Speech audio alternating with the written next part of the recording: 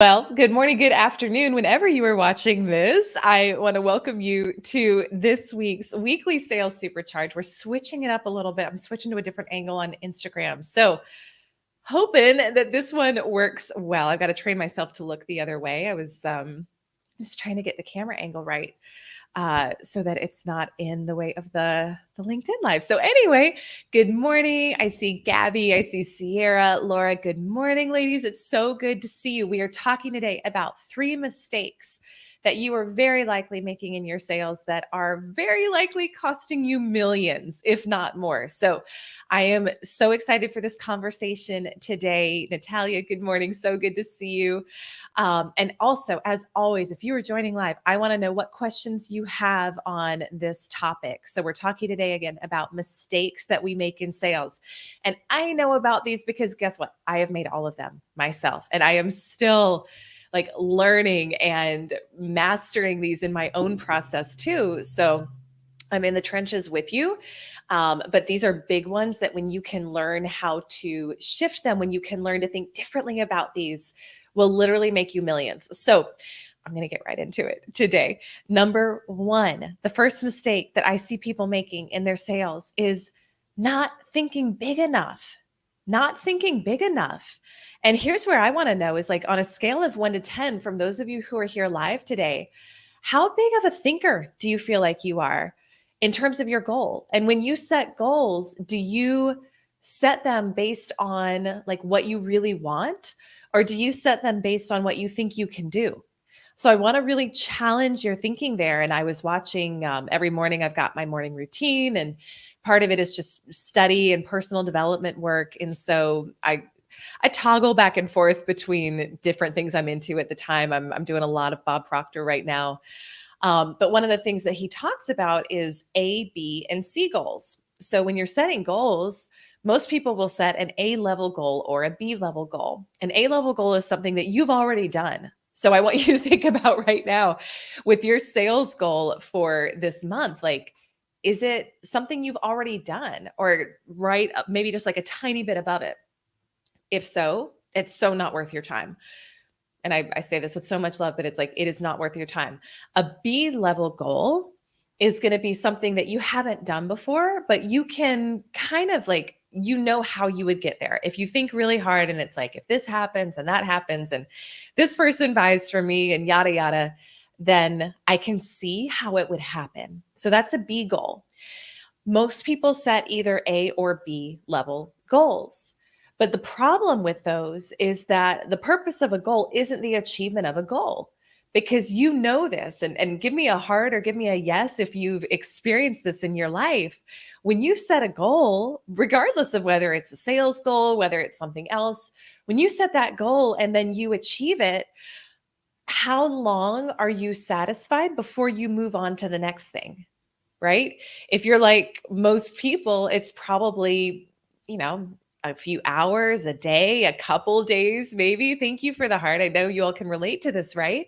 And it's because you're not meant to stay stagnant. So the purpose of a goal isn't the achievement of the goal. It's who you become in the process. It's who you have to become. And this is a conversation we've been having with the ladies in one of my higher level programs, the 50K Club, which is when you set a goal, it's not so much about the energy of like trying to create it. This is something that I picked up from the Joe Dispenza event I was at a few weeks ago, but it's about falling in love with the creation of the goal, falling in love with what you're creating. And it's a total energy shift because I would encourage you to think about not just like falling in love with what you're creating, but falling in love with the person who you're going to become in the process. And so when we're looking at goals and setting goals, what you really want to be thinking about is a C level goal. So a C level goal is you have no idea how it's going to happen, because if you're setting a goal and you know how it's going to happen, you're not thinking big enough, my friend. But it lights your soul on fire and it gets you excited. And who here has a goal like this? Give me a yes or give me a heart. on Instagram, like if you have a goal like that, a goal that sets your heart and your soul on fire, and you have no idea how it's going to happen because you haven't done it before. If you knew how it was going to happen, you would have already done it. But you've got to start filtering goals through the lens of, is this worthy of my life? Because everything you do, you're literally trading your life for, right? Christina's saying yes. Pros Florals is saying me beautiful.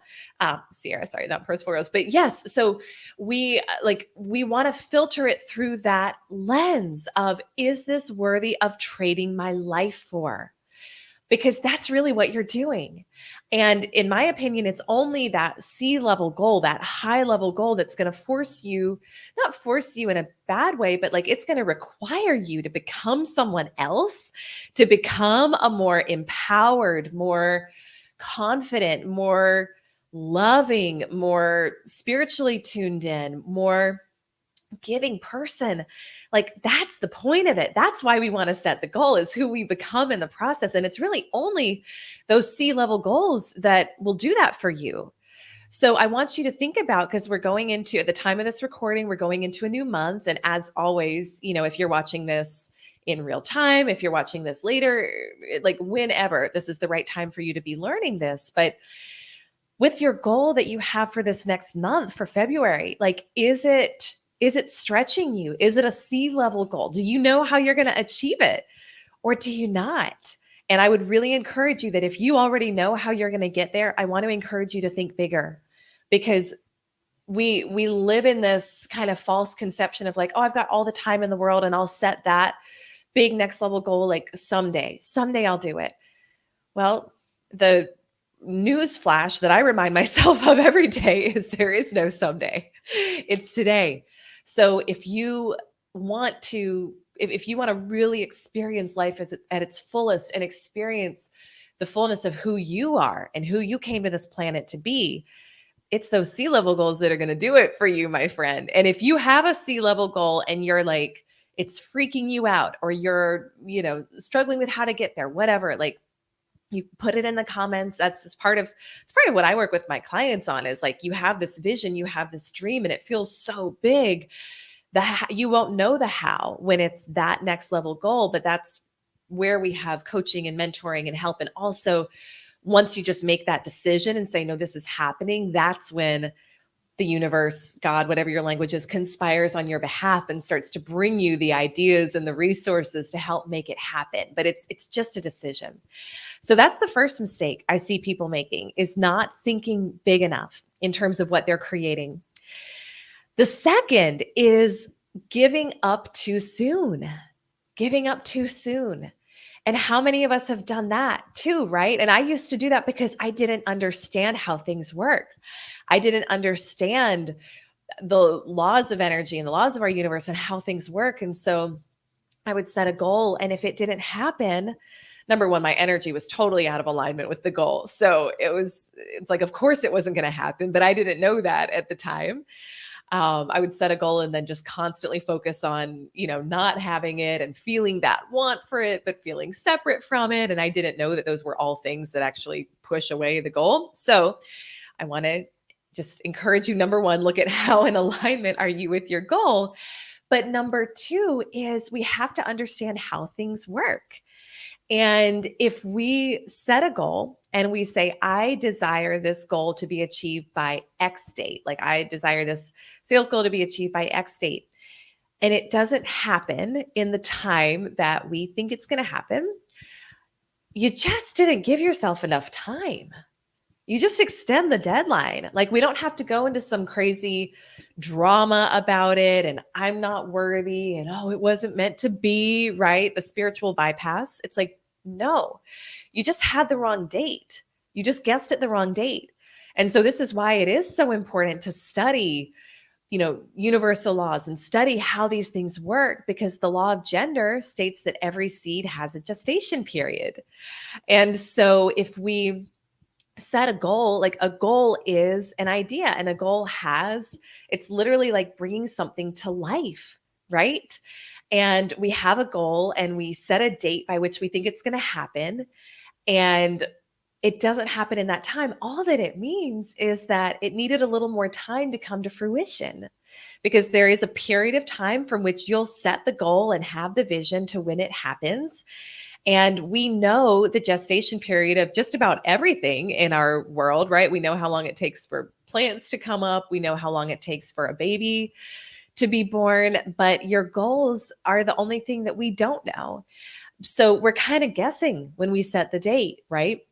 But for me, one of the things I've started doing that's really helped is I have rough dates for when I want things to happen, but I used to get so attached to the date that I would start to feel a lot of pressure. Let me know in the comments if you can relate to that. Like, do you feel pressure around your goals happening by a certain date? And that will, like, one of the things we say a lot in the She Sells community is that pressure kills your power. So if you're putting yourself under so much pressure that this has to happen by X date, I want you to really think about the energy of that, right? And that, like, gripping that, ooh, like I just feel like this pressure that this has to happen, that will literally dilute your power because you've got that forced, clenched energy. Beauty and Health is saying yes, so you can relate to that. So one of the things I do now is when I always have like an annual goal, then I break it down into quarterly and monthly and weekly goals, and then I have daily goals too. So it's like I have time frames attached to things, but I don't get too committed to like it has to happen in this time or else. And I find that most things actually happen faster when you set goals like that because you don't have so much resistance and so much of that like angsty energy. And then one of the other things that has really worked well for me that I teach my clients to do too is with whatever your overarching goal is. And in sales, it's very likely a revenue goal, a customer goal. I want you to feel into it like it's already done. So release the date from it. Like I have a goal right now of a certain number of corporate contracts that I'm signing this year, but I have a goal card that I carry with me that states that goal in the present tense as if it was already done. So it's like it could happen in a month, it could happen in a few months, it could happen today. But when we have that energy of this is happening in the future, what it does is it actually keeps conditioning your subconscious mind that it hasn't happened yet. It hasn't happened yet. And your subconscious mind will never make you a liar. So if you're planting that in your subconscious mind of this is happening in the future, then it's going to keep getting prolonged. Let me know if that makes sense in the comments the way I'm explaining it. So what we want to learn to do is to feel as if it was already accomplished and to feel as if it was already done. So whatever your sales goal is, like I want you to practice today feeling as if it was already done. And how would you like plan out your celebration around it? How are you celebrating? Who are you talking to? What are you doing? What are you wearing? What's your energy? This is so important. This one is so important. What's your level of gratitude? What's your level of gratitude? Because gratitude is one little shift that we can make that when we are just in that energy of gratitude before the thing has already happened and we get ourselves feeling so good that it's almost like it doesn't matter if it happens or not. It's not that it doesn't matter because you want it to happen, it's going to happen, and it's fun when it happens, and it's great when it happens. But you get yourself in that energy of feeling so good and so whole and so grateful, like now before the event occurs, that by the time it happens, you're like, oh, this is really nice. I'm already feeling great. And it's like the cherry on top, right? But so being in gratitude for it as if it was already done, because then you're also an energetic match to it. Right. So part of how we bend time and space in the She Sells community is we do a lot of focus on the inner game in addition to the tactical and the sales strategy. A lot of focus on the inner game. And part of the inner game is, are you being a match for your goal? Which means that if you want the goal to happen because you think it's going to make you feel grateful, free, abundant, expansive, well, guess what, my friend? If you want it to happen in less time, be a match for that now. Like go ahead and show up every day as a match for that. Put more of that joyful, grateful energy into what you're doing, knowing that it's literally just a matter of time as to when it happens for you. You'll fall so in love with the process of creating it that when it happens, it'll be like, oh, like, wow. I'm like I said, I'm already feeling so good. And now this is a great cherry on top. Let me know in the comments who's had that happen. Like who's learned to create in that way. It's a very different way than how most of us are taught to work. It's a very different way than how I was certainly taught to work growing up. I was taught it's got to be hard. You've got to push. It's got to take a long time. If you're not working hard, if you're not grinding and like slogging, then you're probably not working hard enough. And I'm here to tell you, I did not believe this until I experienced it for myself. When I first heard this, I was like, that's a bunch of BS. That doesn't make any sense. But it actually is true. But you've got to experience it for yourself. When you let it be easier, when you focus on being an energetic match for it and taking aligned action only from that place, it happens a lot faster. It does happen a lot faster for you. And that's actually how you're meant to create. But so if you've set a date on something and it hasn't happened yet, all it means is you just guessed wrong at the date. So let's release so much of the like do or die, this has to happen in this date time frame, and let's get really open to I'm available for this or something better, which can mean it can happen sooner too. Like I love that. And again, when you have this energy with it, thank you for the hearts, then it does tend to happen faster. Christine is saying it takes a lot of practice. I have to remind myself every day. Yes, I totally get it, which is why I think it's so important to, be in this community and be studying how these things work and soaking up resources. And because for many of us, it's an unlearning and a relearning process of what you were taught originally about how to achieve success. So the third mistake to avoid in sales, and this one sounds obvious, but I want you to really check in on, are you doing this? Is any part of you doing this? And it's making it about you instead of your customer. Making it about you instead of your customer. And we had one of my mentors on our 50K Club group call last week, and it was a super powerful call. And I kicked off by asking her, like, what's the number one thing that you would attribute to your success? Because she's a mom of 3, a multimillionaire. And I was like, what's the number one mindset that you would attribute to your success? And she said, always above all else, it's service. It's just being of service. And I know it's easy to give lip service to that. I also know when you're in a place of feeling any sort of not enoughness or feeling in any sort of fear about your goal happening, it can feel harder to do that. But I'm here to tell you, the more you can shift into that mindset and live in that mindset day in and day out, and know that the goal is going to naturally take care of itself because you're focused on caring for other people. It gets to be fun. It gets to be easy, and it gets to be enjoyable. Christina's saying yes. I love it. So one of just a few energy shifts you can make around this is make your goal every day to leave everyone better than you found them. Leave everyone better than you found them. And that's detaching the outcome from whether they have to buy from you or not. Leave everyone better than you found that person. And so it's like, if they in that process become your customer, great. And guess what? More people will become your customers because of the energy you're putting out. But if not, it's like my goal is still accomplished because I left this person better than I found them. And it's something that came up. We had a sales training on Friday for the women in my community, and we were talking about closing skills. Some of you were there for that. And this was always one of my hangups with a lot of very traditional kind of old school sales training that I went through, where it was like, do not deviate from the script. Do not say anything that's not on the script. Follow these words exactly. If you don't say these words exactly, you're not going to close it. I don't know if any of you have ever had sales training like that, but that was some of what I came up with. And that just always felt, I would have these moments in time of conversation with a customer where I felt like there was something else going on for them, but it wasn't in the script.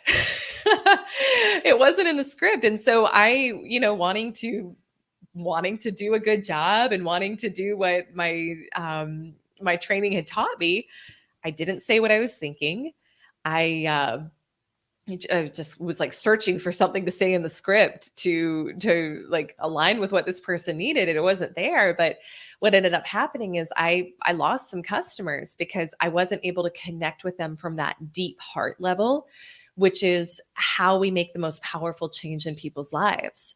And so the thing that I was encouraging our clients to do in this group training on Friday was like, you have to you have to give yourself permission to say what you're really feeling and thinking for that person. And if it's not in the script, so be it. Like, so be it.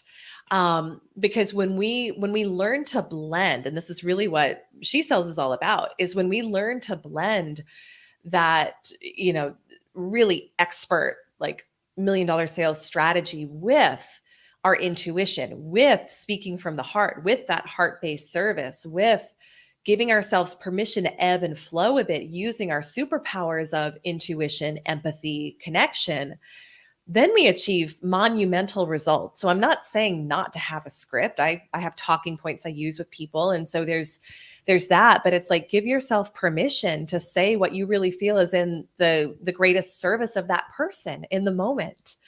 So those are your three. So 3 mistakes to avoid in sales, wrapping that up. And if anyone has questions on what I shared, now's your time to put them in the comments. I got just a few minutes before my next meeting. But the first one is not thinking big enough. So again, look at what you're doing in this next month. Is it an A, B, or a C level goal? And is it worthy of you trading your life for? Because if it's not, I want to encourage you to say, whether this thing happened or not, the person who I become in the process of going for this is worth my time. This is worth trading my life for this upcoming month, and have fun with it. Like, enjoy it, have fun with it, get excited about who you're going to be on the other side of going for this. And guess what? You'll at least get farther along than you would have if you had a smaller goal. So I want you to think about it that way. Number 2, giving up because the deadline hasn't been met on your goal. All it means is you just need to extend the date a little bit. That's it. You just guessed it the wrong date. And number 3, making it about you instead of your customer. Making it about you instead of your customer. So this is where we get to get out of our own heads. We get to truly be in service. This is something that I speak over every call, every meeting before I go into it, is just like, let me get out of the way.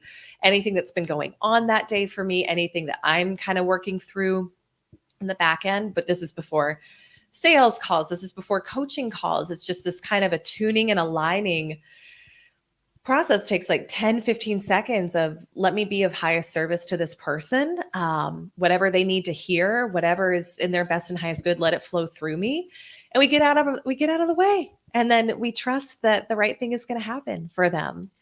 So those are your 3, my friend. If you're watching this in real time, a quick just update and reminder, which I'm so excited about, that the 10K Club is open for enrollment right now. So if you're a woman in sales or an entrepreneur who's going for 6 figures this year, and you want to start hitting those fun, easy, joyful, consistent 10K plus months, EliseArcher.com/10K Club. You can go there to book an application call. I love supporting you and seeing you thrive and prosper. And we've got a lot of really exciting, new, fun things we've added in this year that I'm so thrilled about. And you can book a call for us or apply through that site as well. So, all right, my friends, it was so good to spend time with you today. Every Monday morning is our live stream. So I am so glad that you're here. If you have questions, if there's anything I can support you with beyond here, send me a DM. And I'm wishing you a beautiful rest of your day. And I will see you. You're so welcome. I'll see you next week. Lots of love. Bye-bye.